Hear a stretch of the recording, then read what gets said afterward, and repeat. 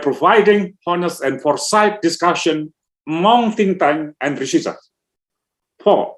To initiate policy dialogue on the issue that have yet been covered in the formal forum.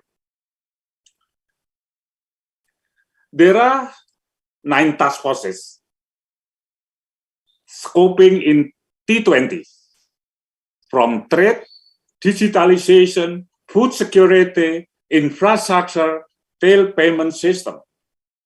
Smart City and Community Innovation Center, as a University Center of Excellence, is appointed as a host institution for Task Force 2 with focusing in meaningful digitalization, cybersecurity, and empowerment. Digitalization is a catalyst on G20 2012 pillar, whereas Indonesia is a president for G20 in this year. There are 9 policy areas are considered in this task force. That is, first, accessible and affordable universal internet access to rebuild and recover in the pandemic. So, meaningful broadband is the including in the first policy area. The second policy area is smartization and meaningful digitalization for sustainable development goal, also including the second of the policy area. The number 3, data governance, include data protection and cross-border data flow. Digital government and smart city and smart village. AI governance and ethics. Digital literacy and skill for closing digital gender gap. Small medium enterprise startup digital payment and technology adoption. Number 8, cybersecurity, race, threat, and data privacy. And the number 9, I also as a focal point in this point, impact and potential of digital development cooperation. Today event discuss related policy area 1 with the entitled Meaningful Broadband for Blue and Green Economy. There are 3 pillars that consider in presidency Indonesia: economic recovery, climate change, and health. So, meaningful broadband is a catalyst, is a digitalization, is an enabler or transformer. If you know, digital is not only technology as a tool, but also as an enabler, but moreover as a transformer.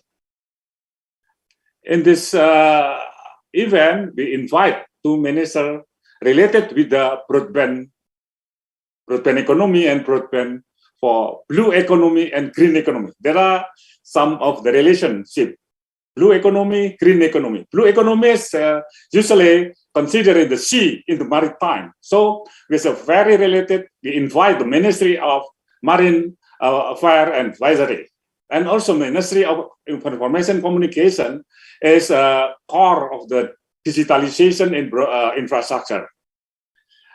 And also, we invite 2 related with policy area 1 is Professor Glenn as the focal point of the policy area 1 in the Task Force 2, and the author, Mr. Scott from Bruegel, is interesting researcher for discuss about the meaningful broadband, meaningful accessibility, and also we invite from the local government in Indonesia from Jawa Barat. Jawa Barat is open and also have a J20 program. So T20 is related with the Jawa Barat, West Java, to as a case study in the digitalization in some sector, for example, in marine or in maritime or in rural digital transformation, and also in urban or campus digital transformation. So Jawa Barat is one of the our institute collaboration for the use case in the policy brief development.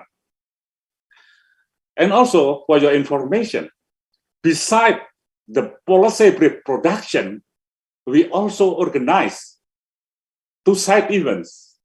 There are G20 Smarter World Living Lab as a knowledge production and to produce the policy brief with the real condition, as I mentioned before, in maritime, in rural, in urban, in campus.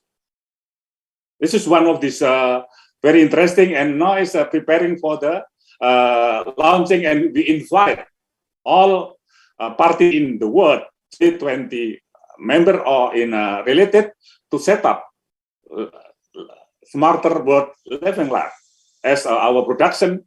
The second, also we organize G20 Smarter World Ideation Challenge for the youth, for the innovator, to give what is the creativity to solve the problem in environment, in traffic, in the health, and so on and so on. So they can improve with the startup or to solve the real world in our society. So we invite for all participants to join in the partnership for this, and hope we could discuss this issue and will result quality policy-based brief on supporting G20 challenge. Thank for all parties in the contribution. With best regard, wassalamualaikum warahmatullahi wabarakatuh.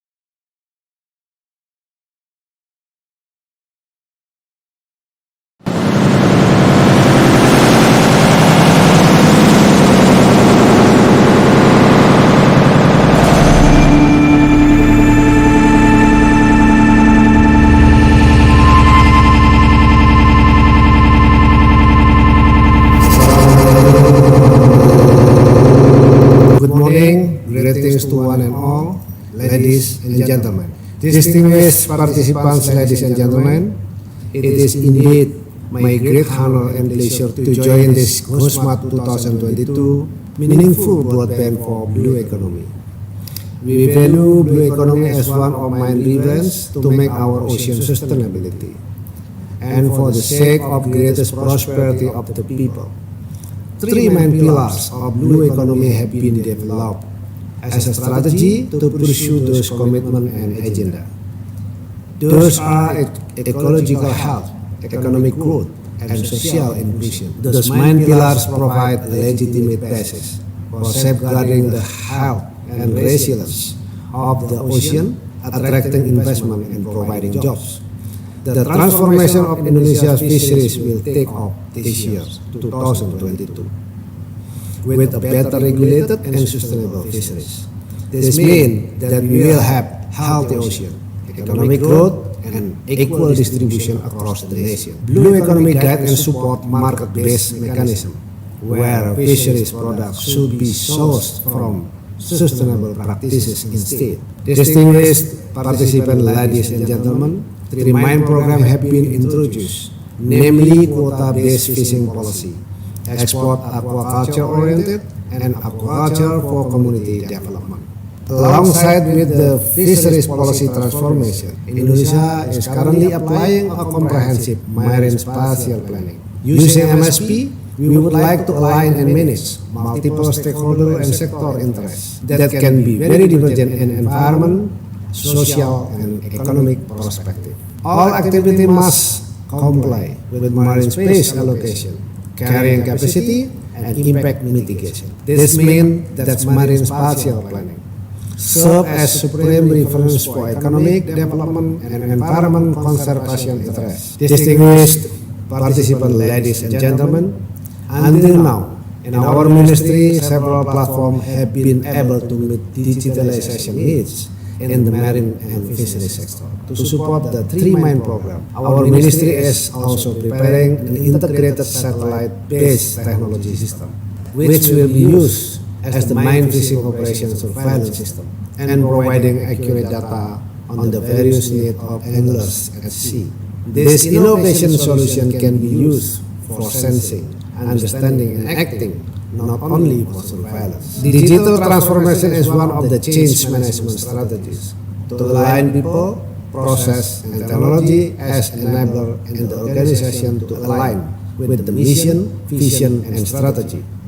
At this very important occasion, we appreciate the plan for developing the Living Lab as a process initiated by Smart City and Community Innovation Center Bandung Institute of Technology. I hope collective action and knowledge in digital transformation are critical to strengthen global effort that will enable us to measure the progress of the sustainable development of our oceans. Thank you. Wabillahi taufiq wal hidayah. Wassalamualaikum warahmatullahi wabarakatuh.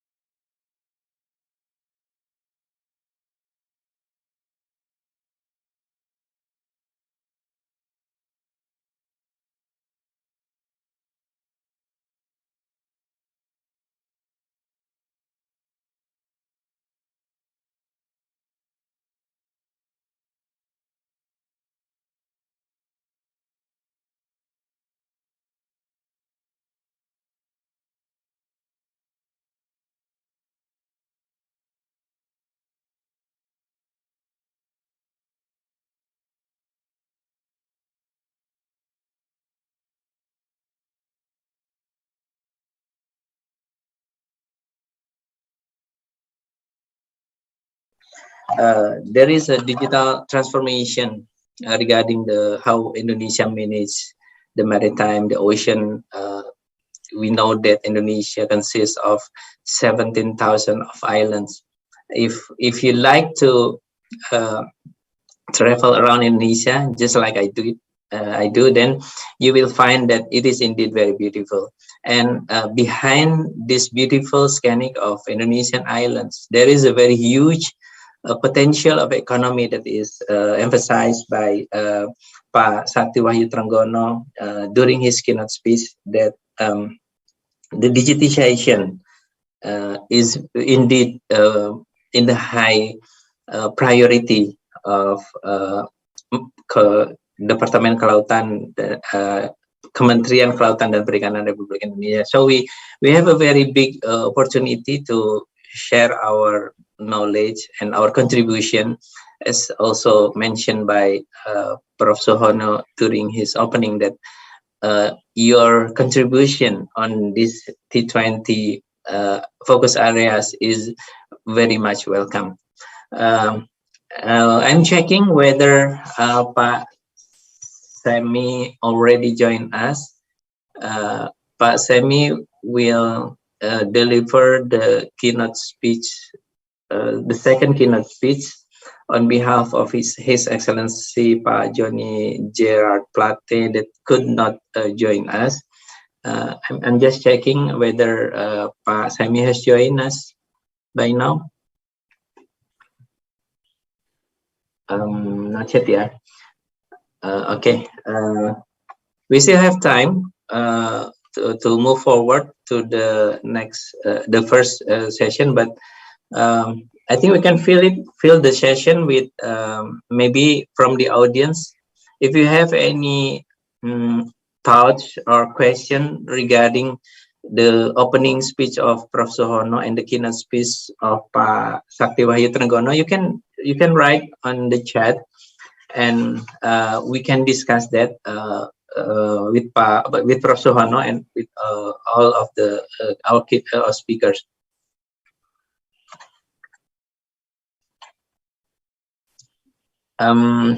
I think we will continue with the session, but once Pak Semi joining us, we will come back and share, give the opportunity to Pak Semi to share the keynote speech.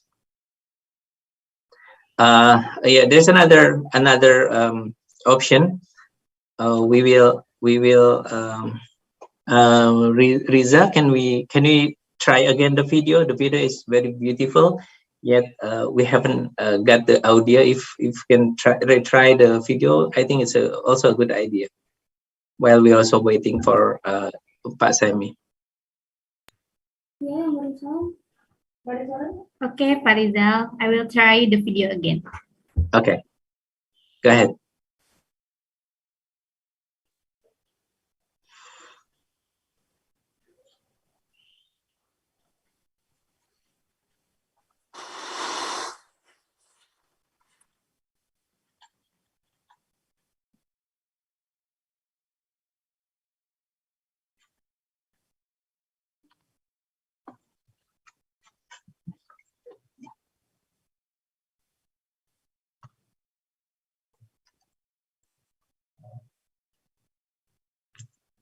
Yeah, unfortunately, we still have problem with audio.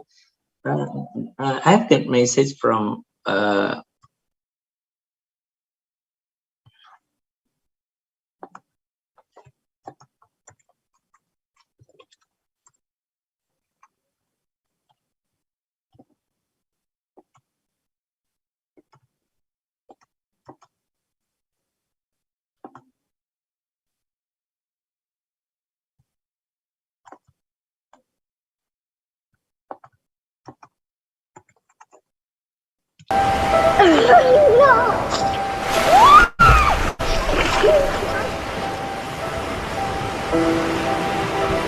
The ocean has provided food for my family,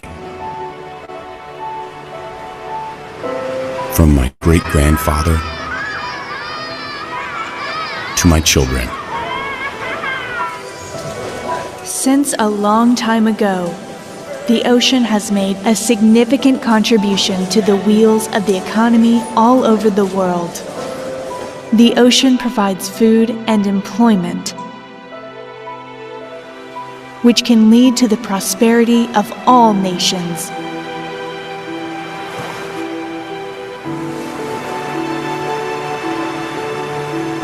As populations grew, so did the pressure towards the ocean. But the ocean never complained.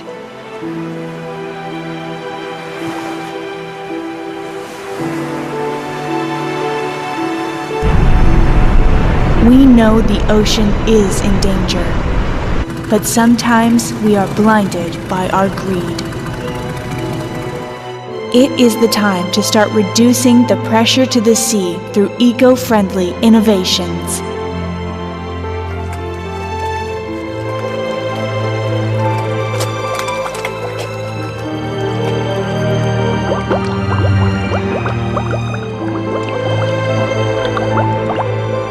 Now, the shrimp cultivation supports my family.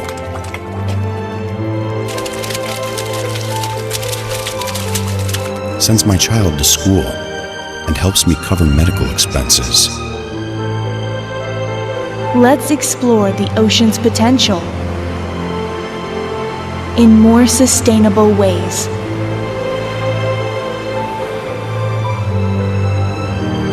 Will we always rely on capture fisheries? Since the ocean has been polluted and overexploited, innovations must be created.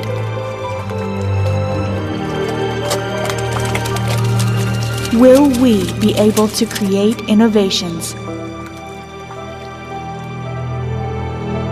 to fulfill our needs?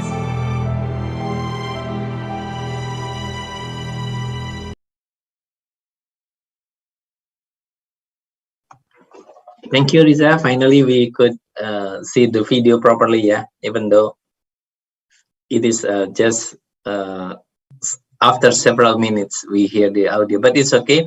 We can see it from the video, the very beautiful Indonesian ocean, and also the economic potential could leverage from this ocean. We can see how we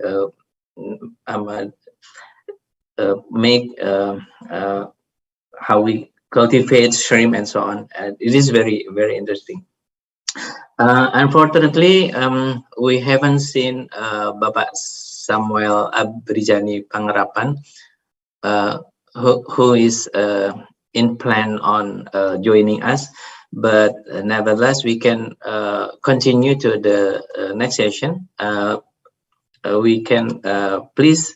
I welcome Bapak Firman Nurtafian, Kepala Bidang Pemberdayaan Usaha Ekonomi Masyarakat, to share your program, your thoughts, and also actions that has been taken from Jawa Barat government, as also mentioned by Prof. Sohono during his opening speech.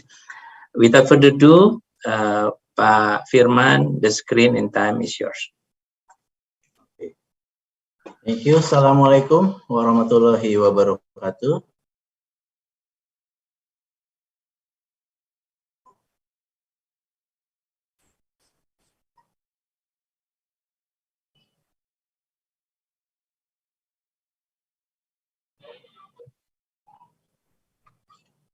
Okay. The screen is okay? Yeah. Yes, the screen is clear, but we can please show the mode show the presentation, Pak Firman. Will be better. Okay, thank you very much. Yes. Okay, thank you, distinguished ladies and gentlemen. My name is Firman Nurtafiana, represent the Community and Village Empowerment of West Java Services. My head of office, Mr. Dike, now has had an activity with the governor.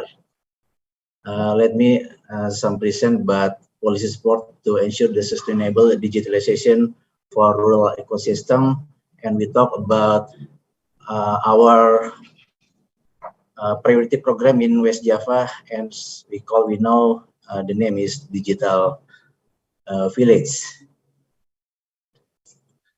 The outline is three area, but West Java rural area condition, Digital Village, and collaborate with us. West Java have 49 million people, 20% of entire Indonesian population, and 70% people live in the village. We have 18 regencies, 9 cities, 627 districts, more than 5,000 villages, and more 600 sub-districts. West Java is the largest province in Indonesia and most rapid population growth for age. And talk about village in West Java. Poverty in rural areas is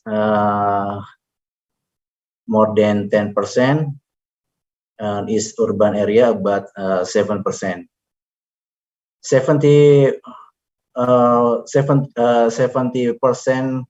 people work in informal sector, then 48 work in agriculture sector, 16% is a factory worker. GDP from rural areas in West Java, maybe Indonesia, about 14%. And we have 5,021 badan usaha milik desa, as we know, BUMDes, or village-owned enterprise.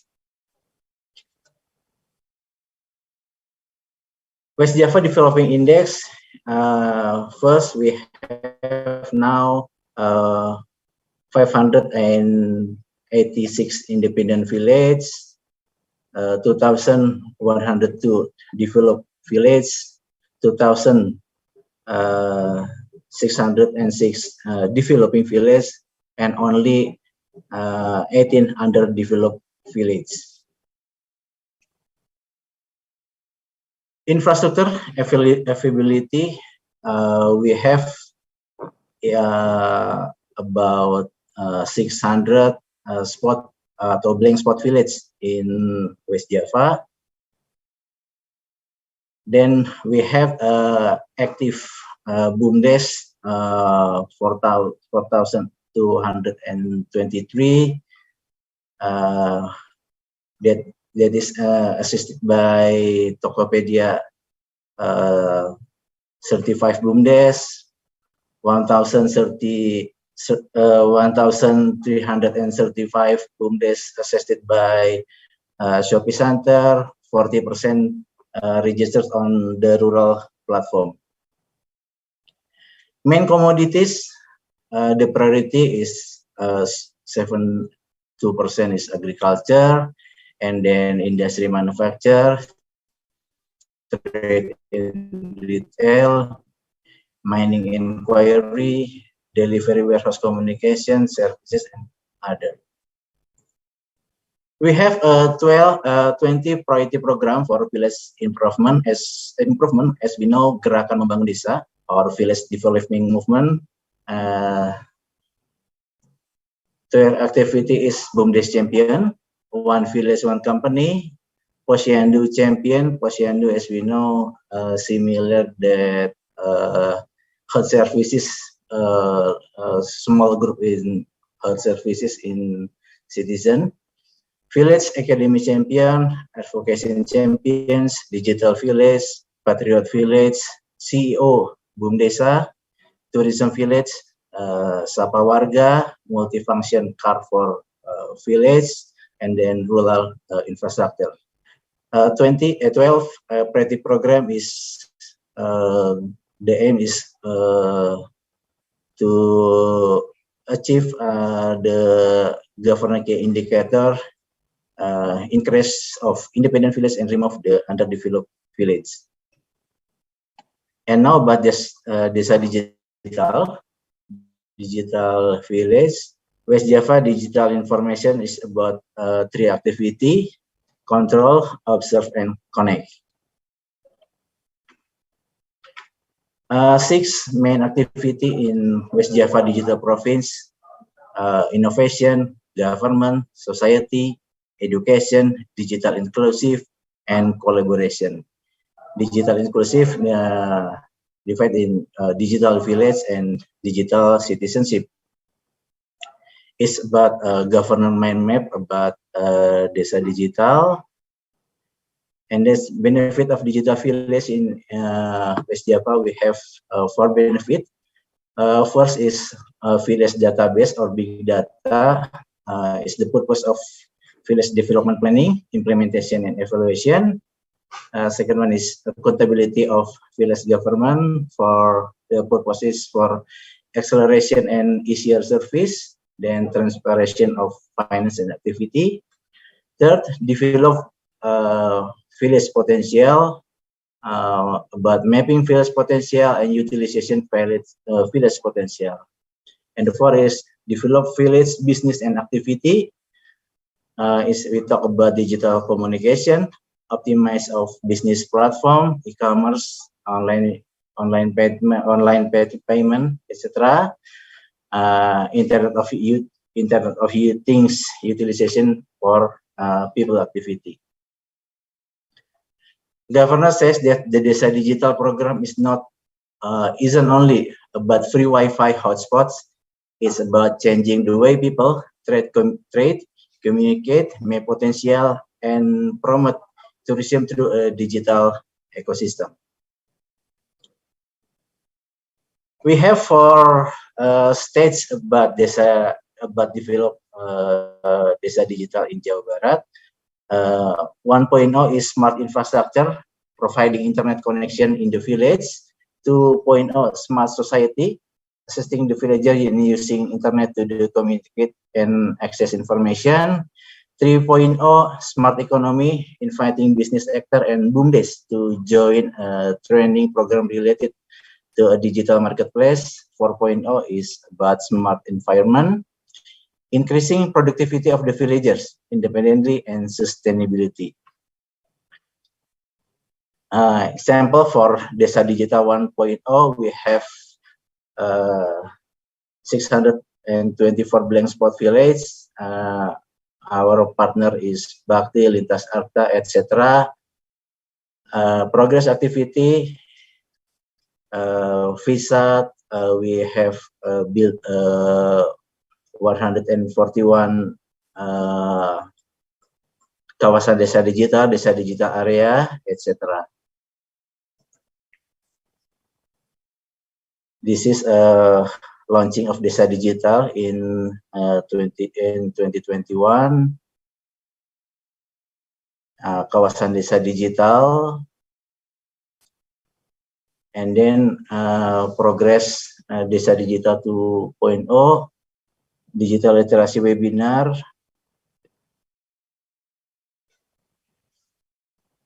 and then about e-commerce, we several BUMDes activities use social media for marketing business product with Shopee, Universitas Twente, Indomobil Group, and Tokopedia. We also have a rural platform, as we call the activity now, Pahlawan Desa. Is meeting media of broker, and then connected with the third parties platform for e-commerce.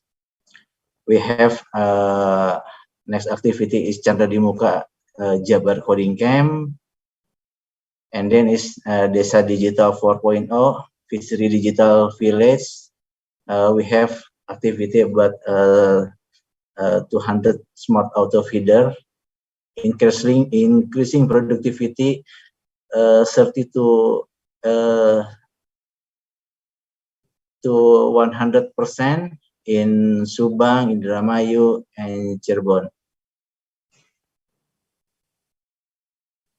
also agriculture village in the commodities, bell pepper, red onion, etc.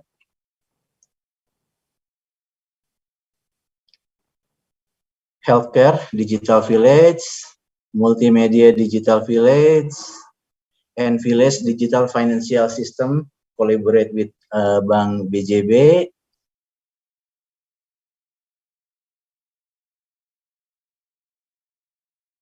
And several villages in West Java have activity but smart village. For example, in Cangkingan, Indramayu, they have a fitur layanan mandiri services, independent services by people about daily activity, kartu tanda penduduk, etc. Then, how we accelerate the digitalization in rural area? First, it must be acceleration of internet connection. Second one, enhancement digitalization of village government service. Third, develop and utilization of village potential. And four, we have a program, the name Talesa, Pusat Digital Economy Desa, about village digital economy center. And the last one, collaborate with us, West Java Province Digital Village. This is West Java Pentahelix, academics, community, government, media, and business. This is the partner of digital village in West Java. Now it is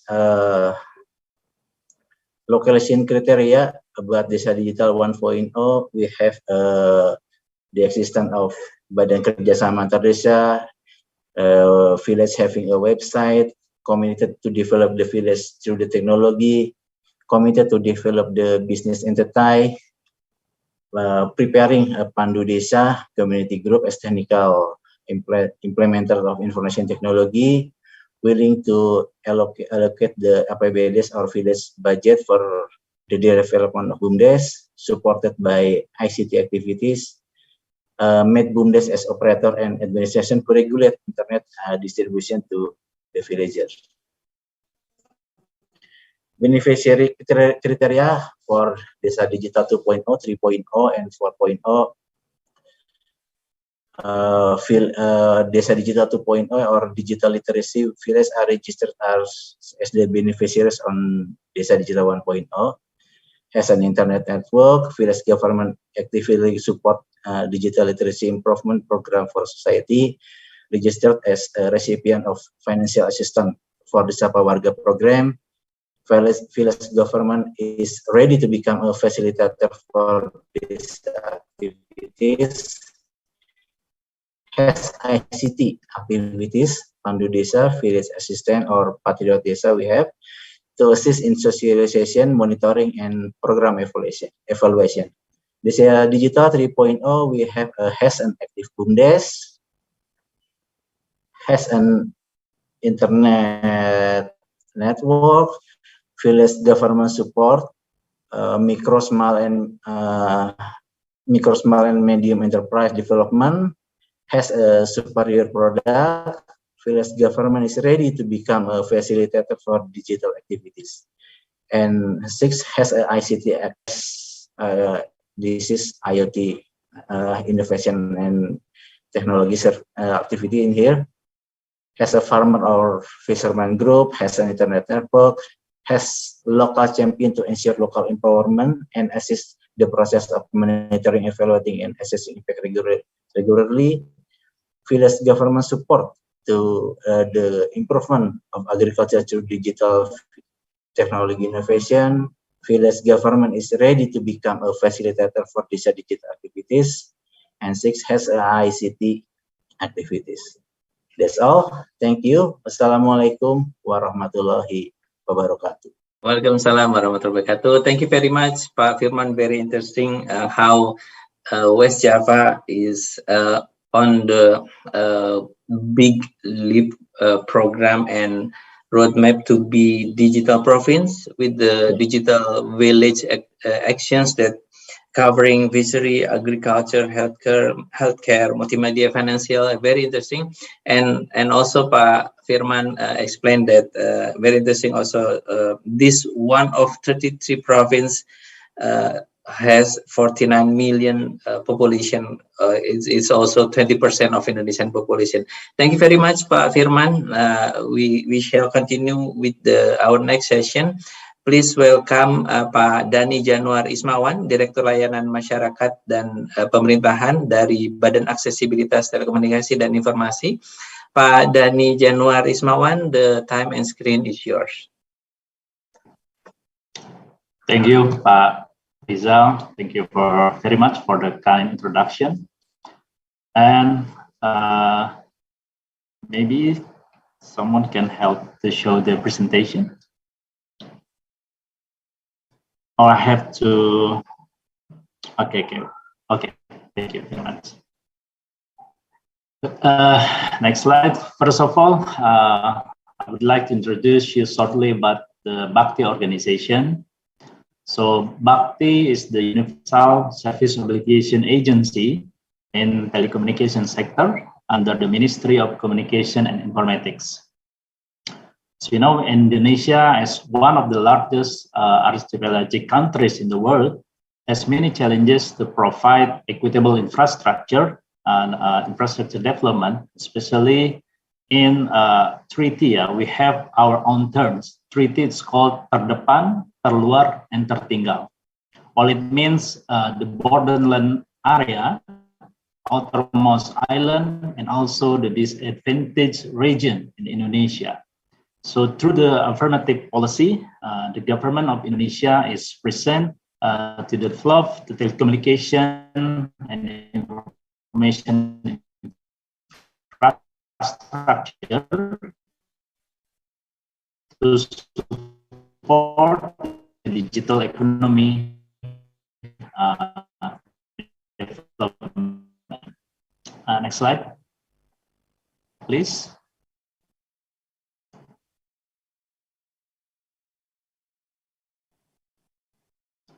Okay, as we see today, the digital divide is still become the biggest challenge for us.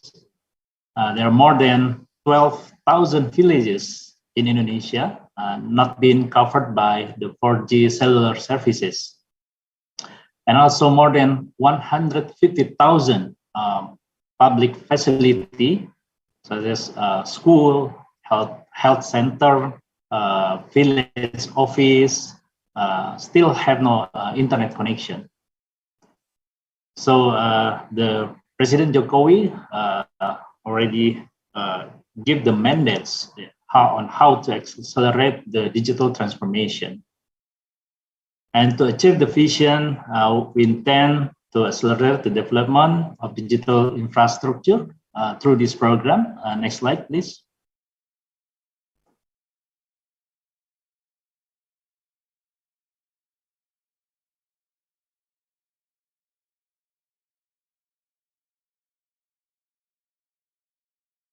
Next slide.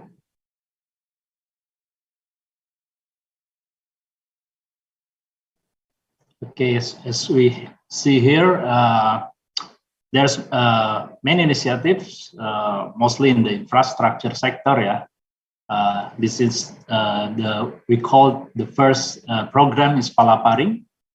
We already finished this program in 2019.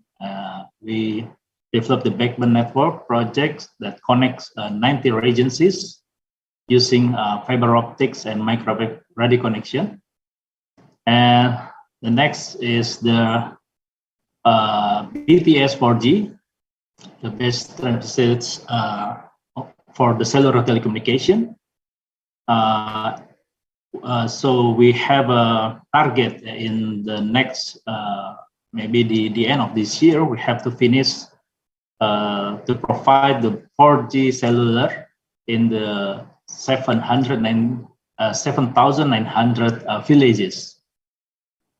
And also today we already provide the free internet access. It's already served about 11,500 public facility throughout the Indonesia. And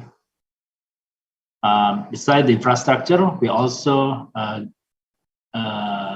give the digital ecosystem to increasing community productivity through empowerment and assistance in utilizing the telecommunication infrastructure, especially in the remote areas.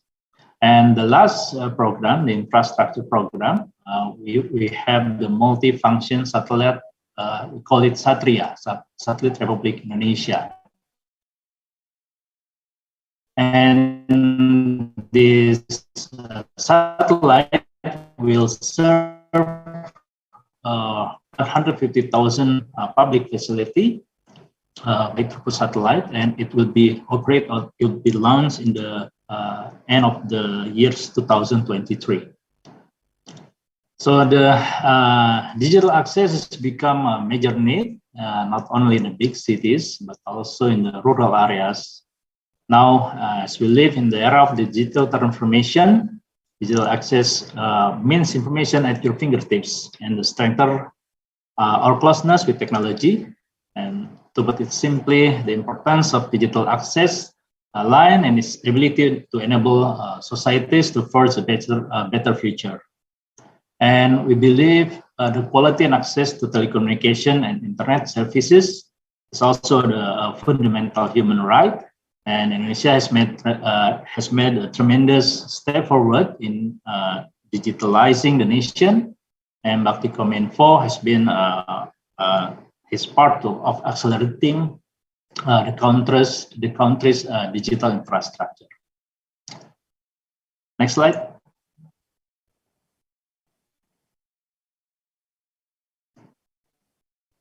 Okay, after the infrastructure, we also want to continue about what is really Bakti do for the digital ecosystem. The Indonesian government has created a map that brings together 10 priority sectors of Indonesian digital transformation. This become a primary blueprint for supporting a national digital ecosystem. The 10 priority sectors center around digitalizing business, citizen, and the government, which include sectors such as digital financial services, education, and also digital literacy, digital trade, as well as also digital health. We understand the opportunities that can be explored within the region, and in our efforts to push through the digital transformation by producing 20 digital ecosystem initiative. Next slide.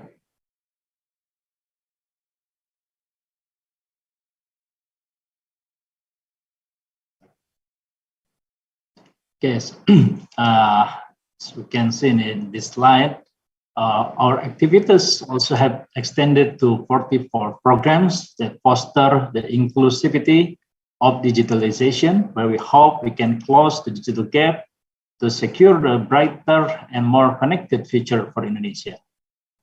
As you can see, we have carefully measured and planned our initiatives that empower communities, especially in the 3T areas, the 3T, whether it might be educating or training small and micro businesses to embrace the digitalization, or pushing through innovation in digital health. And our diverse program seeks to elevate people through digitalization and technology. And we also believe that how we use technology and the internet will be influenced through the education. And with that reason, Bakti places great investment and effort in development digital human capital, such as through training session, like coding, telecommunication skill, computer science, as well as also the English lesson. Okay, next slide, please.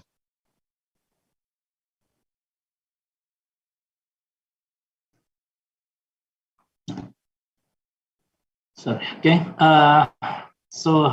Bakti also has played an important role as an orchestrator by collaborating with various stakeholders. The collaborative and inclusive nature of Bakti's digital ecosystem initiative that rely on working closely with strategic partners, government, ministries, and local government also warrant the sustainability of Bakti's program. Today, we have worked with over 16 government agencies and also major telco operators and over 30 startups and technology companies that support our mission in building a digital ecosystem for rural communities. And the last slide, please.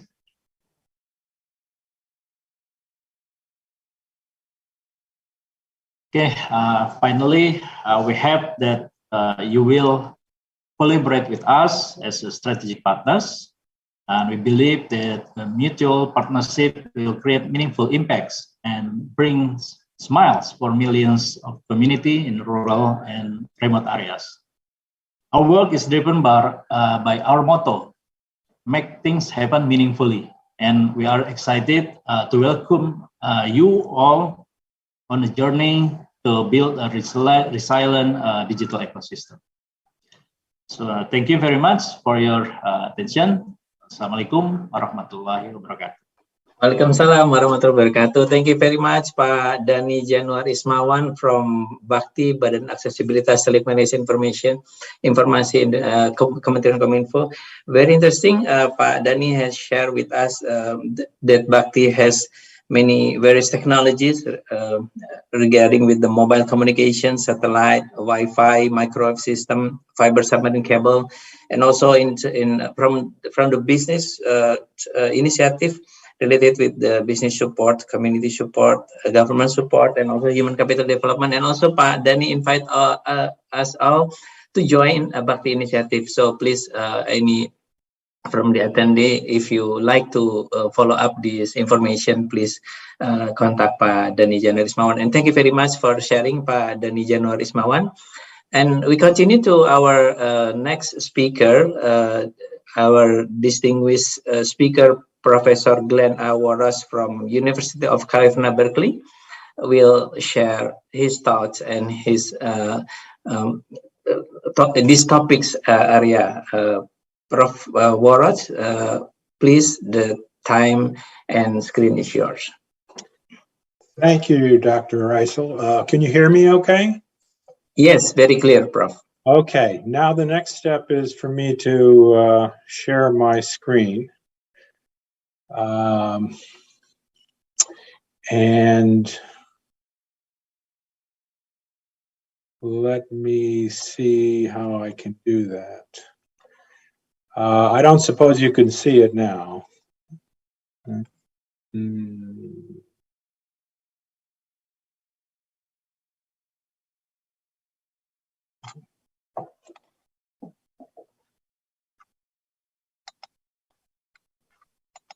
Yes, we can see the deck by now. Okay, thank you. How's that? Good. Okay. Not as colorful as the previous two presenters, but hopefully I'll have the same amount of information in this.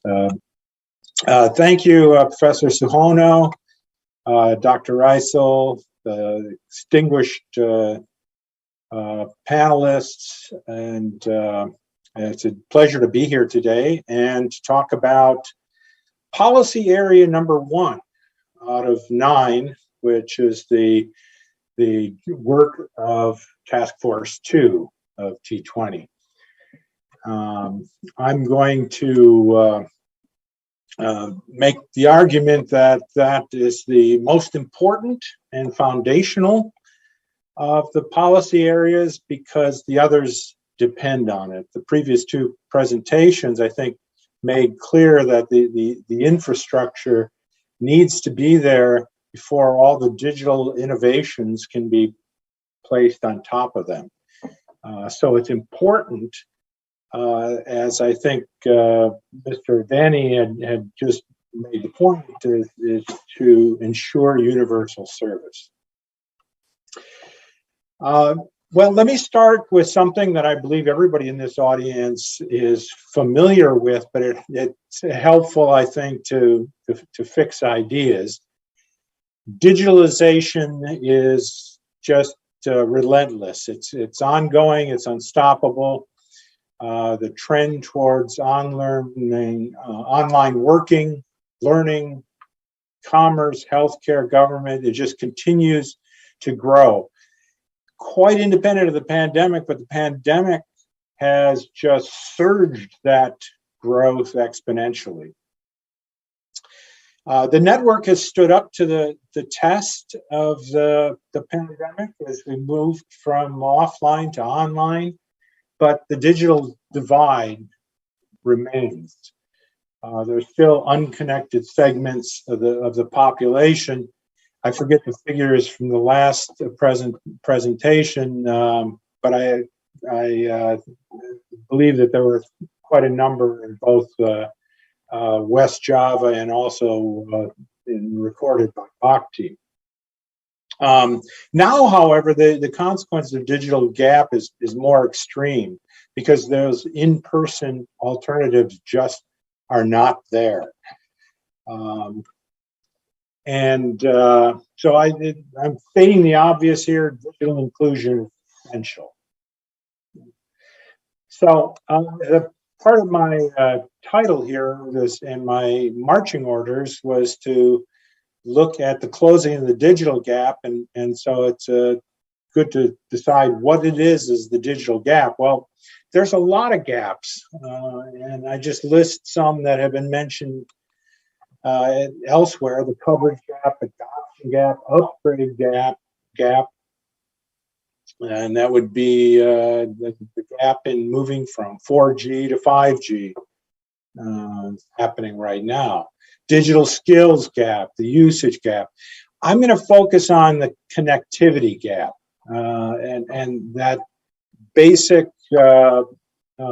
need to have a connection, wireline or wireless, to the internet. Right.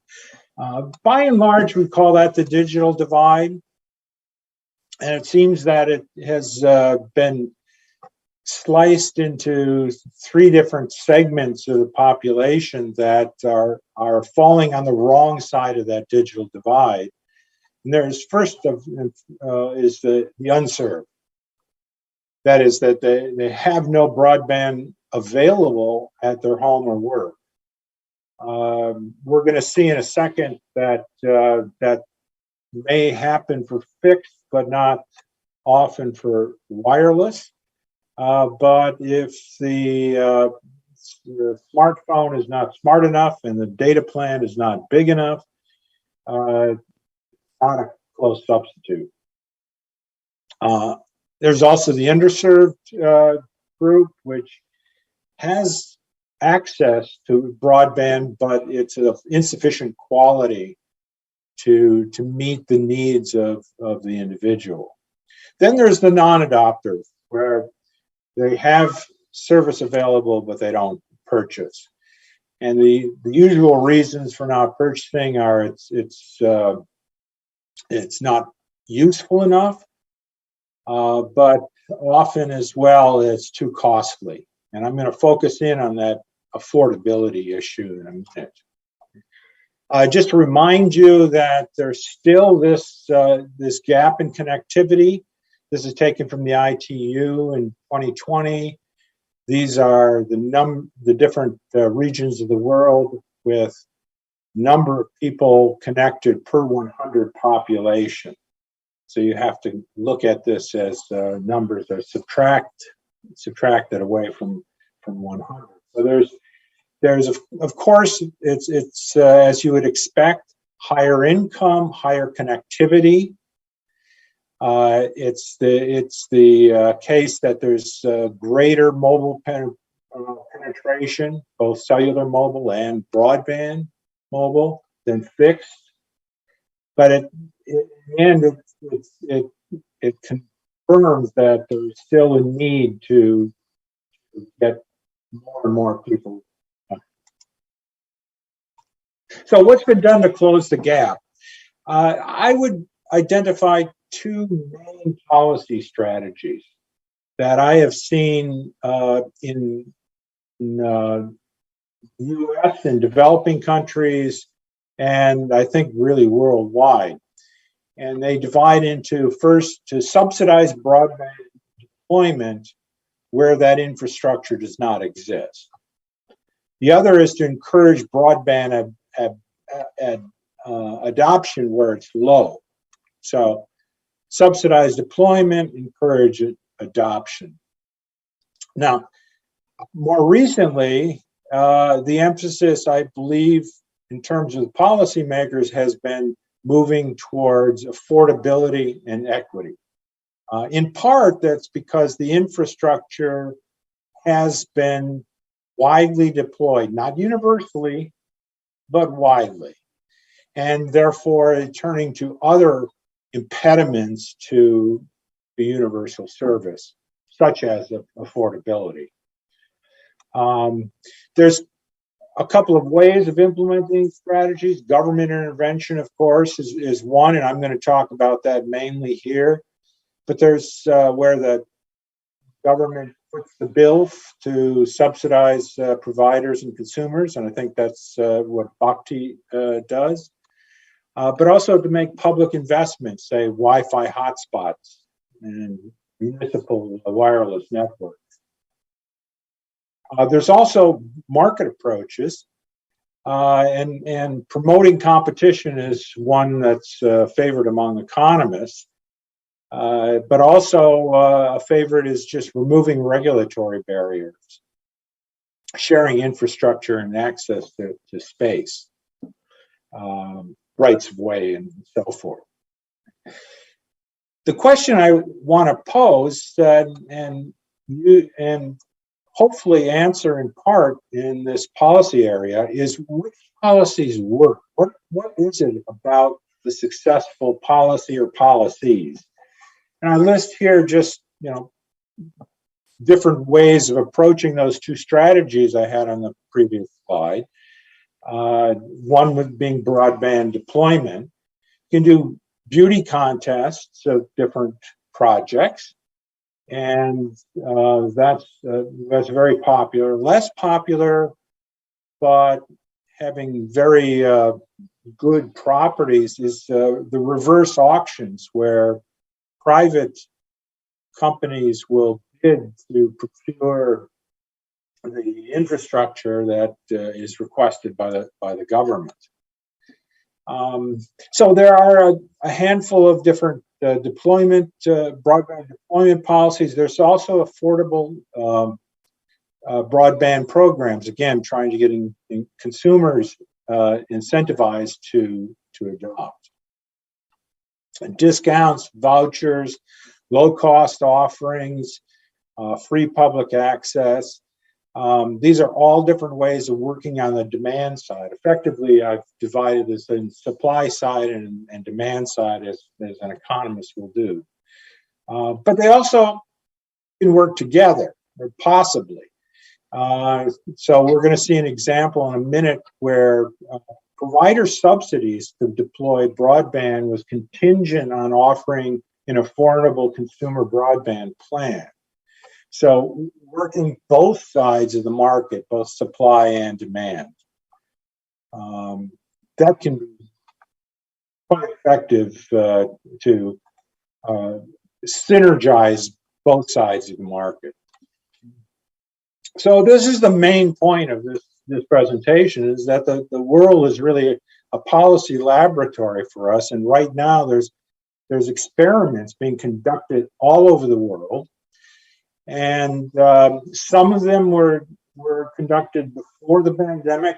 Many more have been introduced during the pandemic as a response. Some may even reach our ideal of a randomized controlled trial, or at least get close to it. The point is that they're generating a wealth of information and evidence that we can tap into and to use in our set of recommendations that are going to be put to the G20. There's much that we can learn from this. Of course, national markets are different. Regulatory institutions vary from one country to the next. And we have to take that into account. Which ones will transfer to a different setting? Countries differ in size, and therefore some policies may not scale very well if you move from a small country to a large country, or vice versa. You have to keep that in mind, but the idea is the same, that we've got a lot of evidence that is being generated. I thought this was worth pointing out that that the ITU had also identified, as of mid-19, 164 countries had broadband plans in place. These are just plans. They're not necessarily equivalent to Bhakti and a universal service program, but they had plans, some of which would be implemented. Most of these, as you can see in the pie chart in the right, are to connect, are the first of the two strategies that I highlighted: build broadband infrastructure and connect households. A smaller amount is to promote adoption of broadband services on that side of the market. So this is, I thought I would just mention an illustration of what's going on in the U.S. since I know it the best. It may not travel very well as for the reasons I just gave, but I think some of the lessons are the same regardless of the country. We have many legacy programs, especially run by the FCC, but also many other agencies. The pandemic has created an unprecedented number of programs funded by an unprecedented number of dollars. These have created opportunities and challenges. There's many programs, some of them running simultaneously, and it'll be more difficult as a result to tease out the effect of any individual program. Similarly, our 50 states and the District of Columbia often will run their own program in parallel, sometimes supplementing federal programs. And they start at different dates, and we'll see that in a second. Here are the main federal universal service programs. It's usually thought of as the FCC as being the source, but there's many others that are large agencies that are involved. This is just a quick snapshot of the FCC's universal service program. This is about $8.5 billion per year. It's divided into 4 buckets: high cost, low income, schools and libraries, and rural health care. Fairly typical buckets for a universal service program. And this has been running since for the last, well, it depends, but roughly 15 to 20 years. Much had changed with the pandemic, though. This slide and the next, I just mentioned the 4 big laws that were passed that had impact on broadband. What you'll see is the number of programs and the dollar amounts just seem to grow over time as the laws are passed. I want to focus on the most recent one and the largest one, and that is the Infrastructure Act. It was passed in November 21, and it had a number of different programs, basically totaling up to about $65 billion over a a 5-year period. And I want to look at these, the first two here, the Affordable Connectivity Fund and the Broadband Equity Access and Deployment, or BEAD program. So the FCC's efforts at making broadband affordable goes back to about 2012 when it extended its Lifeline, or 2016 when it extended its Lifeline program to broadband access. It's not a large amount, $9.25 a month, but it garnered about 6.5 million participants. Part of that is due to some states, like the state that I'm in, California, supplementing it by more than doubling that amount. During the pandemic, the Emergency Broadband Benefits Program ran, at least for most of 2021. That bumped up the amount considerably to $50 per month. Included also money to underwrite connected devices. Much greater response of 9 million. But the infrastructure bill put in place the Affordable Connectivity Program, which began in January 1st of this year, cut back on the dollar amount, and still has become very popular with over 10 million as of last week. So the point of going through this is just to show that there's variations in these programs, certainly in terms of the monthly subsidy, and also in terms of some of the details that I didn't mention, like coverage of connected devices and eligibility requirements, that give us the opportunity to look back on the data and see which ones are most effective and most successful. Quickly, the NTIA's BEAD program, I shouldn't be quick here because this is the largest amount ever devoted to broadband, I think, in the world, certainly in the United States.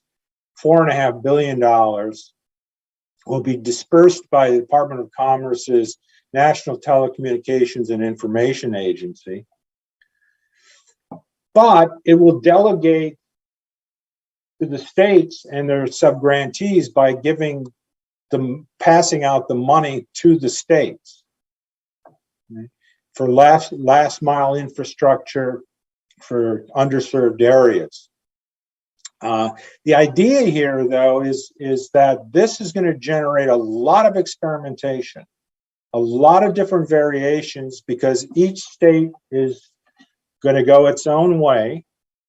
And it's whether it's politics, culture, history, or some other historical fact that states are going to devise their own plans.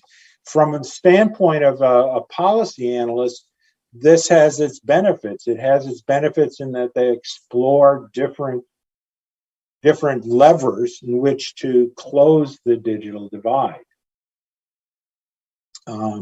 They're going to delegate to the states, but the states are then going to enlist their subgrantees, which can be a private company, an ISP, public organization like a school district, or local governments. They have to provide connectivity exceeding 100 meg down to 20 meg up, and they have to match 25% of whatever they get. And this is 25%. That 25% can be funding that they get from some other source, government source. And also they're going to need to offer a low-cost plan. So this was my example where they're using both sides of the supply and demand market. They're offering them a subsidy to build infrastructure, but only if they induce consumers through a low-cost plan to adopt broadband. So a lot is going on. A lot of data is going to be coming in. We'll want to look at consumers' responses, the participation in the program, especially non-adopters. After all, the real success of a program like this is to get somebody who didn't have connectivity now to be connected, but also how costly that's going to be in terms of taxpayer dollars. And that providers' response is going to be as well, that will they participate in the program? And it's no surprise that participation can be quite low. Consumer participation in FCC's Lifeline program is less than 20% of eligible consumers. So part of that can be as a result of just poor communication to providers and consumers about the program. Again, what's the cost? What's the subsidy cost of that additional activity that providers have deployed? And then the idea of comparing different programs, and this could be across countries, could be across states here in the U.S., looking for all of those aspects that could make for a successful program. How sensitive is the success of the program to the size of the subsidy? We saw the subsidy go from $9.25 to $50 to $30 in the U.S., and that had a material effect on the participation and rate that we see. How is speed and latency benchmarks? How do they affect participation in these programs? I already mentioned that outreach might be important, and easy onboarding of customers as well. So there's a great deal of evidence. Professor Glenn, excuse me, you can use your last 3 minutes. Thank you. Okay, I'm done. I just have a thank you slide left, and I just want to make the pitch that there's an enormous amount of very valuable information that hopefully somebody is gathering. And many of us would love to analyze it to try to design the better, if not the best, policies. Thank you. Thank you very much, Professor Glenn Morris. It's very interesting. The word is policy laboratory. I think I like that sentence very much. Giving a bold insight that the policies should always be developed. Many of us joining this session, I believe we don't have much experiencing of digital divide problem or connectivity issue because we're living in big cities. But recently I visited Raja Ampat. I cannot start the boat because I'm in progress of very important meeting with Kominfo, and I know that the destination, there is no signal. So the gap is even bigger in the rural area. And very interesting also that even US as a developed and leading countries has also subsidized programs for this connectivity issue. Thank you very much, Professor Glenn, for sharing. Very, very thoughtful. And our last session, I invite Bapak J. Scott Marcus, Senior Fellow from Brazil. Pak Marcus, the time and screen is yours. Thank you very much. Can everyone hear me? Yes, clearly. Very good. And so let me bring up my slides. Boop, boop, boop, boop, boop. They're there, they're there. Good. So let me begin by saying Salam Alaikum. Thank you very much to Dr. Rizal Akbar and Professor Suhono for giving me the opportunity to speak this morning. And by the way, it is morning. It's 4:30 here in Bonn. So I'll be talking a bit about the importance of ubiquitous broadband, gaps in deployment, adoption, and usage, as Professor Warwick has just abundantly dealt with in his very thoughtful talk, how to mitigate those gaps, things that have been attempted around the world, and providing a few concluding thoughts for you. So that's where I look to go for today. Now, as far as the importance, every talk that we've heard this morning, today, has focused on this importance. There's a huge literature on it. Study after study found substantial gains in GDP and GDP per capita as a result of broadband deployment. And of course, broadband deployment has been recognized in the United Nations Sustainable Development Goals, the SDGs. So I think there's no question that broadband is needed. As Professor Warwick said, it's the foundation of pretty much everything else. It's the basis on which the digitalization of society is built. And as Professor Suhono just told us a few minutes ago, it's a fundamental enabler, a fundamental catalyst to the modernization and digitalization of society. Now, many different benefits, economic development, government services, education, healthcare, you name it. There's just a lot that flows from the build out and take up of broadband. We saw that during the pandemic. Work from home played a very important role for knowledge workers worldwide, clearly different in some societies than in others. But the internet as an enabler of work from home, as an enabler of conferencing, as an enabler for workshops like the one that we're conducting at this moment, played a huge role. This is data that my team developed from SimilarWeb, showing for Apple users the spike in the use of Zoom at the point when the COVID-19 pandemic hit. So again, the benefits worldwide are quite substantial as an enabler then to pandemic response at many different levels. What we also know from the crisis that we see from the unprovoked aggression in Ukraine, internet is also important as a source of communication, as a source of news, independent news. And we shouldn't underrate that. Now, internet, like many things, has a good side and a bad side. It's not all good, but there's a lot of good that can come from internet being ubiquitously available.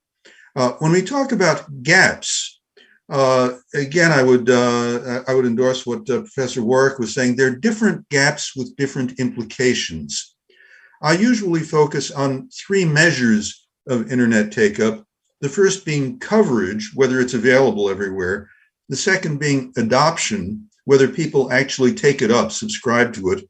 And the third being what they do with it, how they handle it after they have it. So with that said, here you have OECD data, and this is a chart, country by country among OECD members, of take-up of the fixed network. And even among OECD countries, which are among the most developed in the world, you see that there are substantial gaps in deployment of the fixed network as you get to the lower end. But what we also know is that in many parts of the world, the fixed network doesn't reach the full national territory and won't for a long time. Much of the literature on this has been written for the cities of the world, the developed countries, countries that already had a fully deployed copper telephony network at the dawn of the broadband age.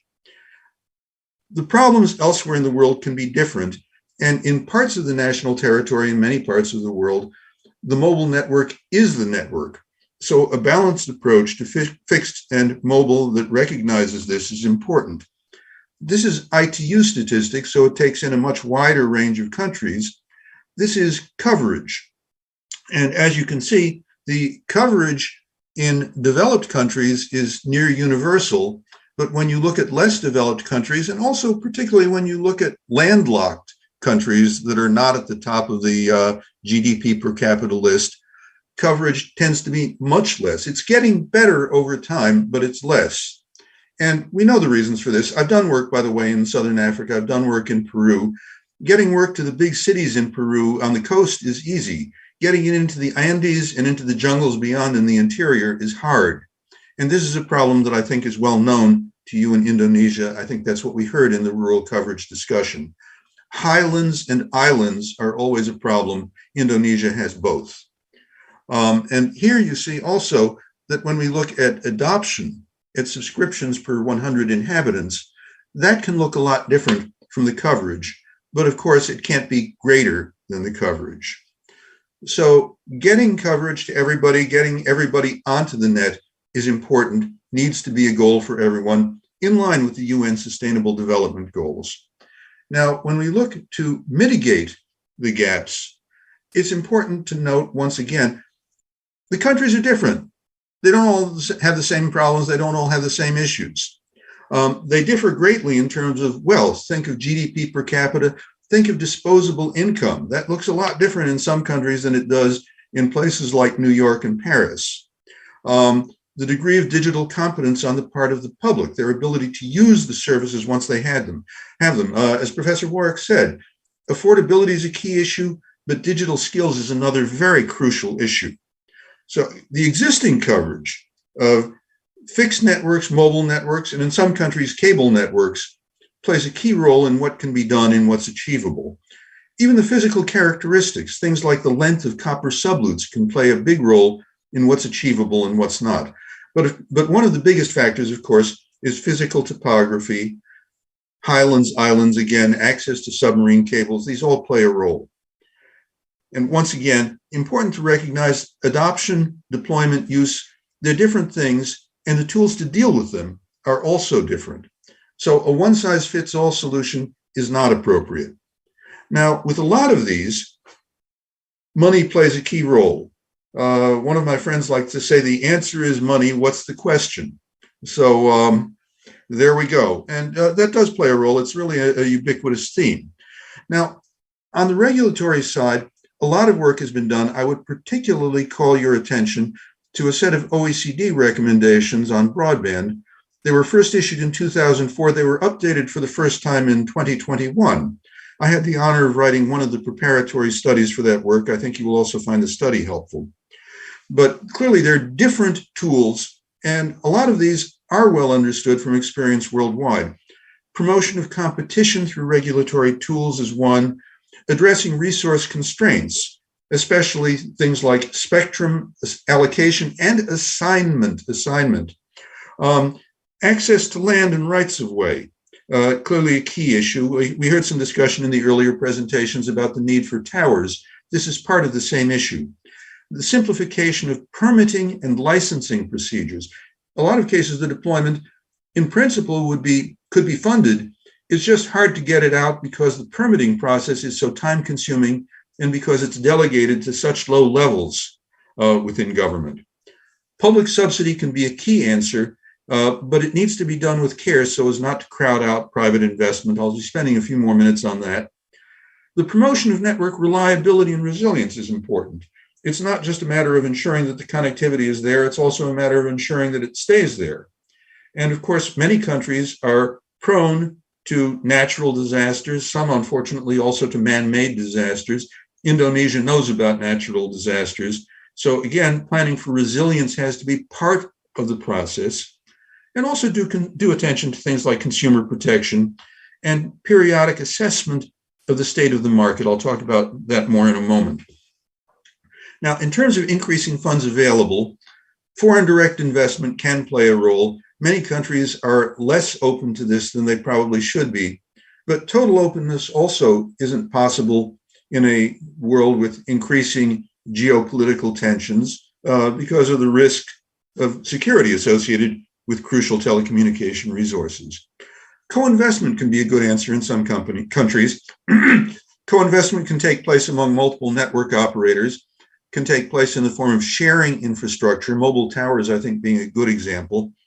But also there are interesting examples worldwide of infrastructure sharing between network operators and other firms. For example, electric utilities. We see a very good example of this in Ireland, for instance. But then direct public financing, where it makes sense, where it's feasible. And this is something, again, some of the developed countries have been resistant to this. but it has its place. Now, once again, very important to ensure that public funding doesn't crowd out private investment. One of the things that my team is looking at as part of our T20 work is the repurposing of a portion of new tax revenues that can be expected through the OECD G20 revision of corporate taxation. That's expected to increase tax revenues worldwide by about 150 billion per year US, and also to redistribute 120 billion. That's a big chunk of change. We're trying to assess exactly where it goes. There are some OECD estimates on this.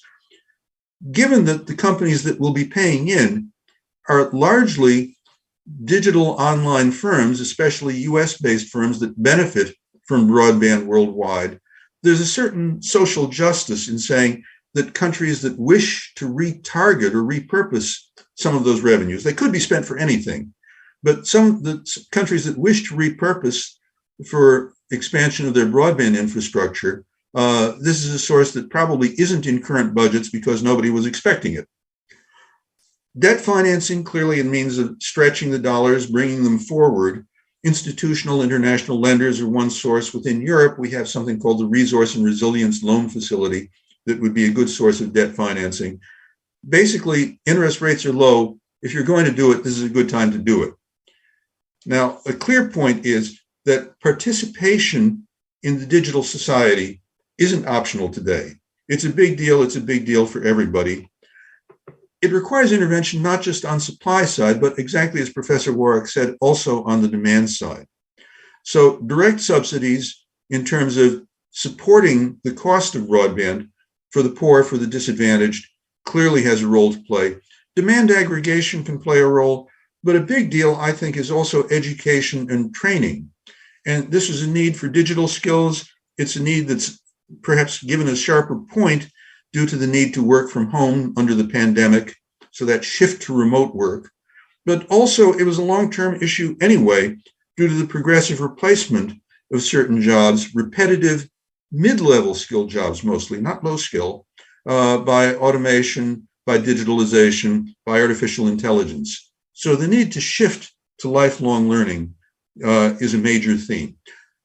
Policymaking, good policymaking clearly has a role to play. Explicit identification of broadband goals, comprehensive statistics and mapping, creation and implementation of a broadband plan. You heard Professor Warwick speak about this. And also independence of the regulatory agency from politics and lobbying. This is important. That's important for the regulatory agency, not for the ministry. The ministry's job is inherently political. So one needs to make a distinction here. And I would actually like to hearken back to your Minister for Maritime Affairs, who talked about the need to align mission, vision, and strategy. And clearly you've done a lot of that. I liked what I heard from Bhakti, but it's an area that I think all countries need to pay attention to. So concluding, connectivity for all has become even more important than in recent past. Governments in developed and developing countries need to be paying attention to both deployment and adoption. You need balanced strategies. Different countries face different challenges and therefore will need different targeted, tailored solutions. A balance is needed between supply side measures with innovative funding and adoption and use, which requires different measures, mostly demand side measures, and especially an increased focus on lifelong education and learning. And with that, many thanks. Again, I appreciate the opportunity to have met with you this morning. Thank you very much, Scott Marcus from Bruegel. Very thoughtful sharing.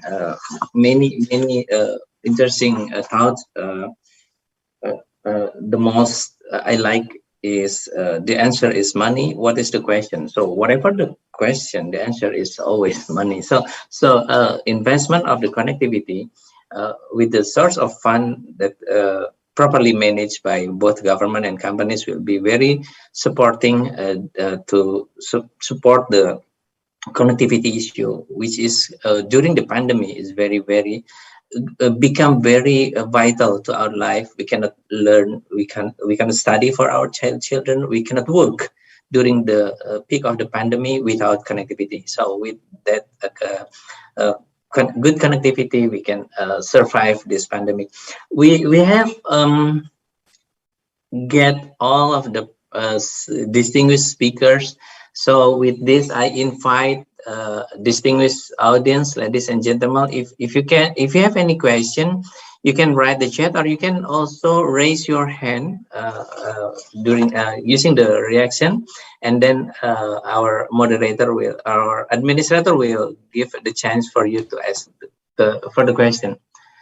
I think we can have a question here from what is the solution gap? What is the solution gap between internet in the city and rural? So I think Prof. Waras first, can you respond to this question? The question is about how do you see the gap? What was the main difference for the solution of the broadband connection in city and rural? Is there, based on your experience, there is a significant difference, or is it just simply the same? I think you need to unmute him. Oh, should I repeat? You have to unmute him. I don't think he can unmute himself. Oh, okay. Thank you, Pak Marcus. Yeah, Professor Glenn, you haven't unmute yourself. Okay, thank you. So the gap between rural and urban generally comes down to density, and the long loop lengths and trunk lengths that are necessary and costly for rural areas in which are more sparsely populated. Now, this can be complicated by what Dr. Marcus had said about the islands and the highlands. Mostly the highlands, the rougher terrain in the rural areas may also contribute to higher costs, and therefore less deployment, greater lack of connectivity. In the U.S., and I can't speak for Indonesia, but in the U.S., it's also the case that incomes are lower in rural areas as a general rule than urban areas, and so it's a third reason why there's less connectivity is it's less affordable relative to personal income. Yeah, thank you, Professor Glenn Waras. I believe Pak Marcus has any other opinion regarding this question. Well, I completely agree with what Professor Warwick said, but let me also add, for Indonesia, clearly since you're an archipelago, a collection of islands, getting connectivity to the different islands clearly has been an issue. I'm sure that that's what we heard when we heard about the need to build a fiber backbone through the islands. And what we also heard is that the longer connections have to be done with microwave radio. So again, you face some special challenges that some countries don't. Yes, okay, thank you, Pak Marcus. As we know that Indonesia has 70,000 islands, so the chance that you have a loss of signal is very big in these islands. Even though we have almost 300,000 towers of GSM, but still we have many blank spots, and it's the challenge. And when Bhakti, as Pak Denny mentioned during the session, Pak Danny mentioned during his presentation, is trying to close the gap in a very persistent and consistent initiative. I see someone raising hand here.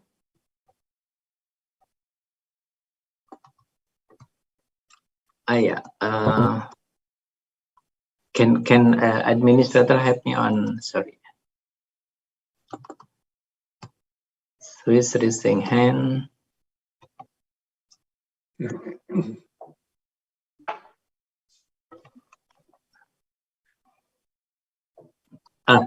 Apakah dia? Silakan, Mbak Dia. Yes, do you hear me? Yes, clearly. All right. First of all, I want to say thank you. And maybe this discussions is for Professor Glenn Warrow. That is discuss connectivity gap and broadband distributions.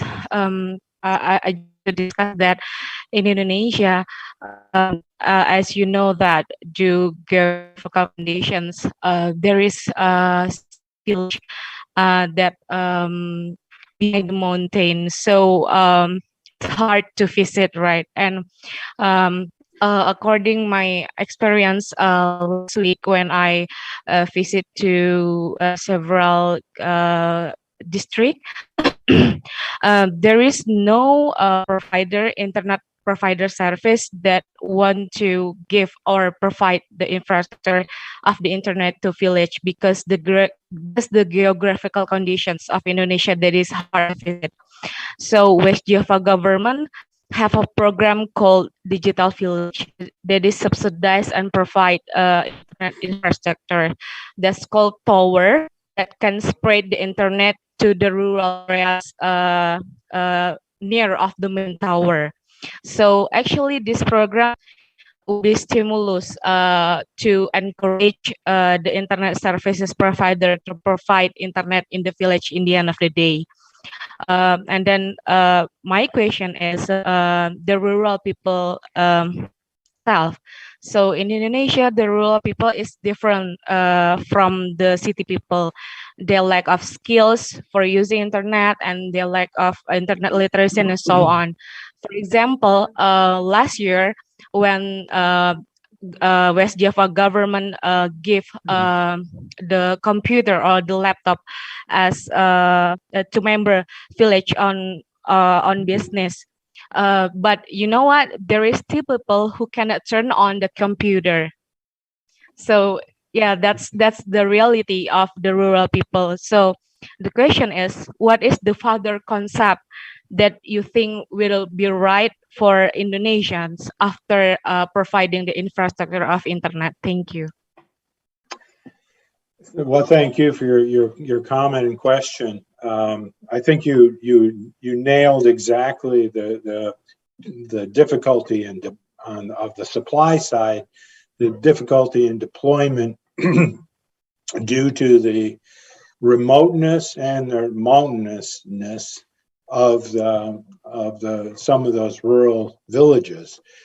That on the demand side, though, I think you also hit it, which is something Dr. Marcus had made the point right at the end of his presentation, is that digital literacy is absolutely critical. I am not an expert in this. I think there's actually one of our 9 policy areas will be looking into this, but I think there are some innovations on that side.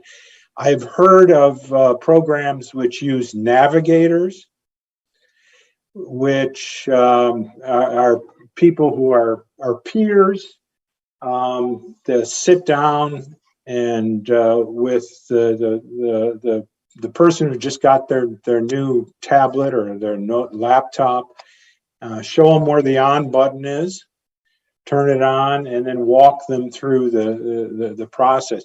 Frankly, I find it a much easier way to learn a program or a new piece of hardware. I still haven't figured out how to use my Samsung watch. I need somebody to navigate me through that. I do think that in some sense it's again a matter of money, because you're going to need to deploy people out to those remote areas if you are unable to recruit them locally. If I might, I'll kick this over to Scott, see if he had some follow-up. Well, if I may, I think what Professor Warwick said, I absolutely agree with. Clearly, the educational process in the schools has to be part of this. Now, that takes a while to actually work its way up through the age cohorts in the population. But what we already heard a few minutes ago is that not all of your schools are connected. So ensuring that the schools have the facilities they need to be able to demonstrate and teach this is clearly an area that that you are working on, but also warrants continued attention. Okay, thank you, Professor Warrock and Pak Marcus. Hopefully it answered the question. And can we go to the following question? It's come from Mbak Vika from National ICT Council regarding which one should be the priority, bridging the gap of connectivity or developing the digital skill gap. If Pak Dani January Ismawan from Bakti is still with us, I believe this question is also suitable because Bakti is main activity is related with the accessibilitas telekomunikasi dan informasi. Pak Dani, apakah masih bersama kita?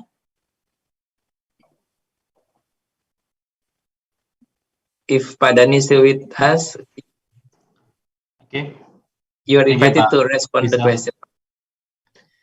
Yes, we all agree here that the first priority is how to deliver the equitable infrastructure first, because this is the basis, yes. And the other things, we also have the biggest challenge, how to empower the digital ecosystem after the infrastructure already have. And as our experience, the biggest challenge is the digital iteration and also the digital adoption. So what we have done for this condition, especially in the rural area, we give the example of the useful for the digital initiatives that may be solving their problem, because it make the digital adoption what can implement more easily for these people in the rural area. That's it, Pak Rizal. Thank you. Okay, thank you, Pak Dani. Very helpful. Maybe Professor Warrock can share your thoughts regarding this issue in U.S. Experience. Again, I think it's the priority is getting connectivity, and as Scott had mentioned, getting connectivity to the schools is absolutely critical. In fact, that was really one of the first of the two programs that were stood up by the FCC using universal service funds, was to connect the schools and libraries. So. Okay, thank you, Professor. And maybe Pak Scott have any thoughts regarding the European situation? Sorry, I'll just add a few words to that. Yes, this notion of schools and libraries, if you go back to the ITU literature going back 10 years and more, you'll see that much of it makes a distinction between universal access versus universal service. Universal access means indeed getting connectivity to schools, libraries, similar institutions. You also see a bit of that actually in European policy today, with a focus on getting it to what they sometimes call drivers. So this is important, but I would agree with the comments that the connectivity has to be there, because you can't get more usage than what you have connectivity for. But at the same time, once you've established that foundation, you really have to work both sides of the problem. You need balanced approach to supply and demand. I like to say that trying to deal with it solely on the supply side is like pushing on a rope. You've got to be able to pull too. Okay, thank you, Pak Scott. Thank you very much. Unfortunately, we are reaching our time to stop the webinars. Thank you very much for the distinguished speakers, Pak Dani, Pak Firman, Professor Glenn Warros, and Pak Scott.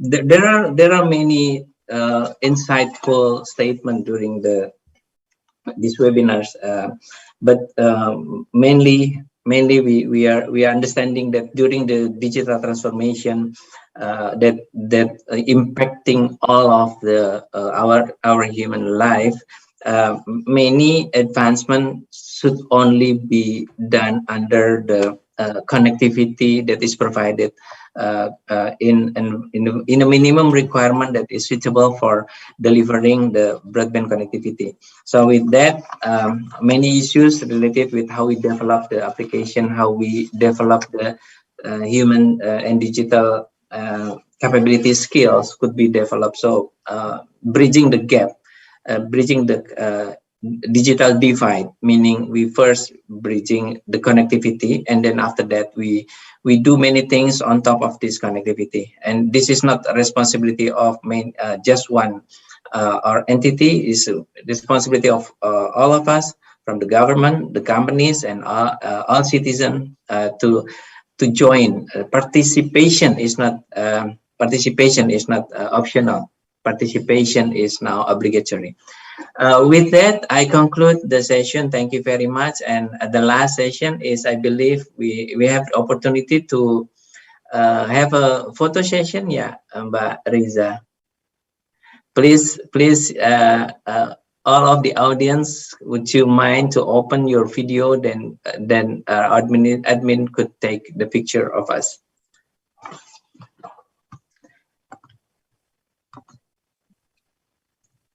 Mbak Widya Mbak Riza, sorry, bisa saya dibantu untuk sesi fotonya?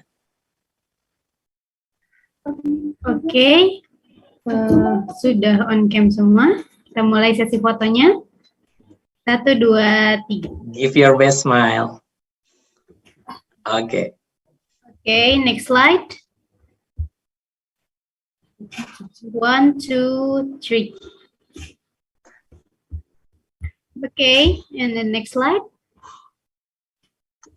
1, 2, 3. Okay. Okay, it's enough. Okay, thank you, Mbak Riza. Professor Suhono, if you want to have a closing remark, please. Oh, okay. Okay, thank you, Professor. And then with that, we close the session. Thank you very much again, Prof. Glenn Warros, Professor Markus, Pak Firman, Pak Dani, and all the attendees who joining us. Many insightful thoughts, and I will check whether the material could be shared. I will check through the ITB. Yeah. Okay. Thank you very much. And with that, I close the session. Thank you. Wassalamualaikum warahmatullahi wabarakatuh. Bye. Permission to leave. Thank you.